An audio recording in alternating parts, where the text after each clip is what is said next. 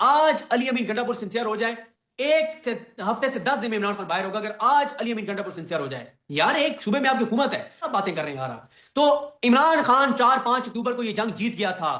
جتنی بڑی تعداد میں لوگ پہنچ گئے تھے، اوپر ایس ای او آئی ہوئی تھی، نہ یہ گولی چلا سکتے تھے نہ یہ کچھ کر سکتے تھے. عمران خان اس دن جیت گیا تھا. اگر علی امین گنڈا پور اس دن عمران خان کے ساتھ غداری نہ کرتا، 26 نومبر کو بشرا بی بی بہت جلدی میں پہنچنا چاہتی تھی وہاں پہ ڈی چوک پہ. علی امین گنڈا پور سلو کرتے کرتے کرتے کرتے پھر عمران خان آج تک کہتے ہیں کہ اگر علی امین گنڈا پور 26 نومبر کو گرفتار ہو جاتا، میرے بعد سب سے بڑا پاکستان کے لیڈر بن جاتا.